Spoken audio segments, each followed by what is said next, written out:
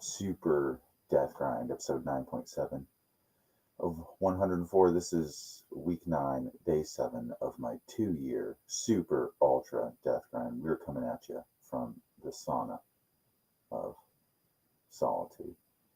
Why the sauna? Because I'm home. And I guess this is where I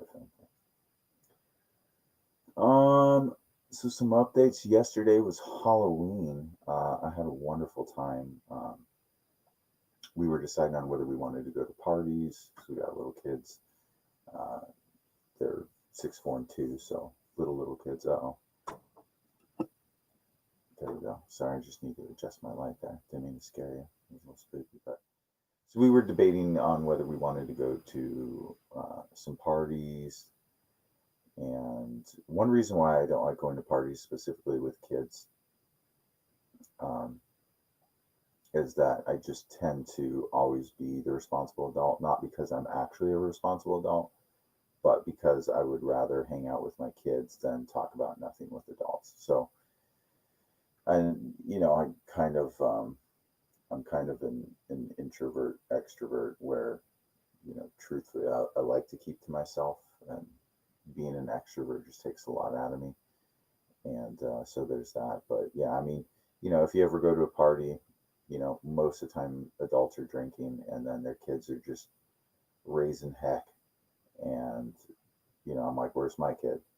Okay, let me go. They're about to jump off a bridge, not literally, but you know what I mean? They're just causing a ruckus. And no adult is interested in watching their kids when they're drinking and there's other adults around. And I always find that I am that adult who is. And so not am I only watching my 3 kids, I'm watching the entirety of everybody's kids. So that's one reason I don't like to go to parties with with adults and kids. Because when I'm with my kids, I would rather build life experiences with them than talk to you about nothing over drinks. It's just the truth. I love my kids. So we ended up just trick or treating. We trick or treated a little early because it was really, really, really cold out. I dressed up like a crazy person, and we had a dog in the family, a Spider Man, and a ballet Princess Fairy. So it was great. We had a lot of fun. Got a bunch of candy. It was really weird with the COVID and everything. Uh, Most people just set out candy outside their door, which was really sweet, and we were all really grateful to everyone we did encounter, and everyone was um, really sweet, and it was really great. Had a lot of fun. Came back home. My wife's made some baller spaghetti. Had a huge salad. I had a piece of candy, I believe, just one, because I'm not trying to eat the sugars right now, which was enough. Had an almond joy, in the. So I may take some of those almond joys because we actually bought some candy for trick or treaters too, and we absolutely found none. So that was weird. But yeah, I had a great time. I don't remember. I think I ended up getting an hour siesta on the nap while we were watching a movie with kids. And then I woke up, kids went to bed, and I woke up feeling phenomenal. So I woke up at 3, and I was like, I feel like I've gotten the best sleep known to existence in mankind. And then I realized when I looked at the stove or oven clock that it was daylight savings time. And so I got an extra hour of sleep. So it'll be interesting to see what time my kids wake up because it's 4:13 right now. Let me check my phone. What time is it? Yeah, it's 4:13 right now, so it should have been 3:13. Um, but is that right? Yeah, fall back. No, so it would be 5:13 right now in real life. So I woke up at 4 um, in real life. That's weird. So yeah, no caffeine is going really great. I did have some booze last night. I feel phenomenal about it. I ate a bunch of food and I feel phenomenal about it. So I'm probably going to eat a lot less today. Which is another thing. If you ever see someone who's really lean and you see them eating a lot, 2 things are going on. A, they're a genetic freak of nature, which is true in some instances, but not a lot. But more than not, they just have a really good knowing and understanding of the body. So what I mean by that is I ate a bunch yesterday. I'm just not going to eat that much today. And it's going to balance out over a 2 day average, right? So let's say on average, I need to eat 2,500 calories a day to maintain. Let's say yesterday, 3,500. Well, what if I only eat 1,500 today, right? It balances out over a 2 day average. So I see that a lot, especially with my wife. Yeah, I think she does have really good genetics, but more than that, I think she's just really cognizant of whether, you know, it's conscious or subconscious that I ate a bunch yesterday. I'm not eating that much today. And she just goes off of how her body feels. That's how she eats. That's how she eats bags of candy and stays relatively lean. So, um, the the thing I wanted to talk about today is why I think everyone should set a goal to be rich.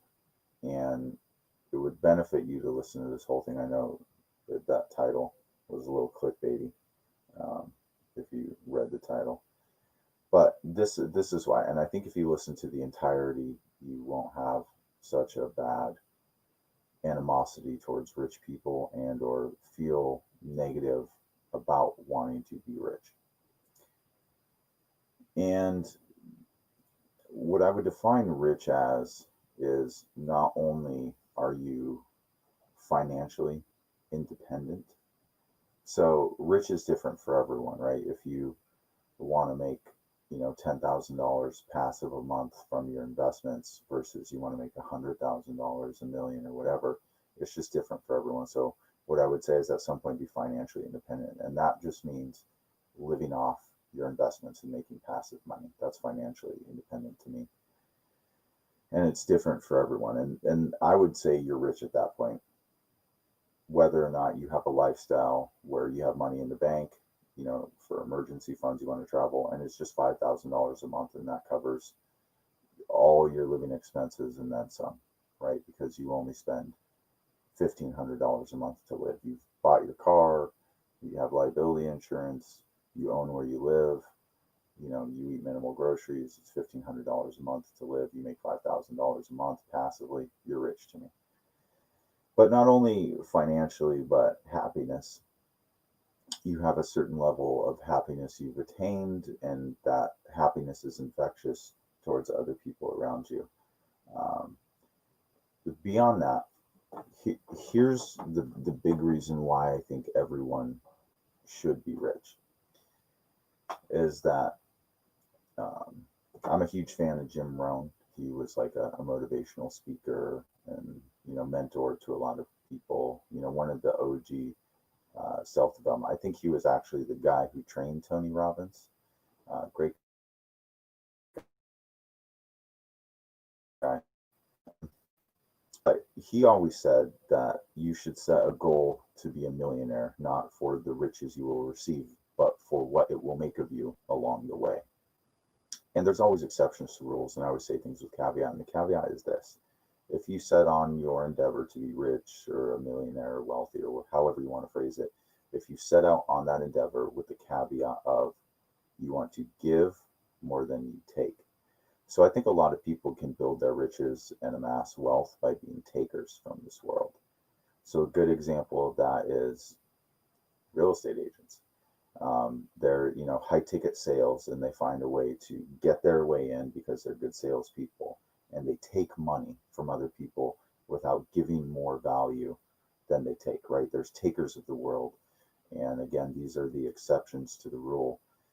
And I'm not a fan of being a taker. I'm being a fan of being a giver. If you give more value than you get, referrals are always going to happen, right? If you do a great job, whether it's, quilting a blanket and selling it for $100, when someone's like, wow, this is a $300 quilt, I'm going to tell my friends and family about you, right? You're always going to have a good referral network. If you predicate your life and structure how you make money on being a giver and not a taker, it's important to have that caveat in there that whatever you do, you should always give more value than anyone else in the marketplace and be a giver and not a taker. So if you build your business and you're one of those a-hole people who's, how do I take things from other people to amass my wealth? You will never truly be successful. You will die someday and be unhappy, even if you've amassed wealth. The wisdom, the attitude, the joy that you will spread to other people will be nominal, and you will die unhappy. I promise you. So you need to change that right now. Or if you don't die unhappy, you're just a jerk, which isn't benefiting the world. So change that. So be a giver. So two things if you start on this endeavor and why you should be rich is because that if you build your world around being a giver, it spills over into other aspects of your life, right? You know, we've all heard the person they give their shirt off their back to you, and that person is just a giver, and that person cares because they built their life around being a giver. And I think that's a beautiful thing, and I think we should all be givers. We should always pose the question, how can I give more than I can take? And when I don't need to take anything, let me not take anything and let me just give, especially to people in need. So it's important to do that. And if you build your life around that and you say, I want to be a millionaire, right? I want to retire at 50 with 10 million in the bank and make, $10,000 a month passively or $100,000 a month, whatever. The lessons you will learn along the way, especially most notably if you're a giver, are going to be beautiful. It's going to make you a much wiser person, and it's going to build your life around wanting to help other people. So if you're 50 and retired with 10 million in the bank, living passively, you're going to get bored and you're going to want to help other people, and you're going to reach out to other people. My laptop's getting super toasty. You're going to reach out to other people and you're going to want to say, how can I help this person? How can I give? How can I set them off on a trajectory much like my own? And you're going to teach that person lessons you've learned from your experience and your wisdom. And you're going to teach that person how to be a giver, how to give more than they take and not take when they don't need to, and just give and constantly ask the question, how can I give more value? How can I give more freely than anyone else has given? And just imagine if you're 60 and your kids have kids and you're a grandparent, you're teaching your kids how to be good humans, you're instilling good values and morals in their kids, you're helping raising, you just don't have all these pressures of how am I going to retire, how am I going to make my bills, and you just want to love and give and spread knowledge and joy and wealth. And it's a beautiful thing. And that's why I think everyone should want to be rich. And again, with the caveat of you're a good person and you give more than you take, and when you don't need to take, you just give. And also, you can't neglect the other things of being rich, and which is just not financially. It's happiness, it's spirituality, it's physical health. It's a combination of all these things. Because you grow up, right? You're 65, you're retired, kids have kids, and you're in physically good shape. Spiritually, you're in a good place. Mentally, emotionally, you're in a good place. What that is going to create as a community for your family is just going to be a beautiful thing. And I don't know of any other way to do it if you're freaking out about finances, if you're freaking out about happiness, if you're mentally not in a good place, if you're scared about your health, right? It's got to be a holistic, multiplistic, I don't know if that's a word, effect with all these different aspects of life you've focused on habitually. And I think that all starts with self-development. Is you cannot wake up one day and not work on yourself harder than anything else and wake up at 65 and be successful. You have to get started today. I tell a lot of people that at least for a decade, I've spent at minimum, and for certain stints, it's been a lot longer than this, an hour a day on self development, whether that's be listening to something, reading to something, journaling, reflecting, working on my own set of morals and principles, those compasses. Um, so I've probably spent thousands and thousands of hours on self development at 33.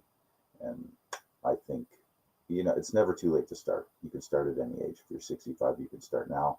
Colonel Sanders was like 60 something before he started KFC. I think he did all right. So you can start at any age. And I would implore all of you, um, to work on yourself more than you work on anything else in your life. Because if you wake up early, you work on yourself, and then your kids wake up. I'm not saying, neglect your kids for an hour in the morning to do that. We all have life to do.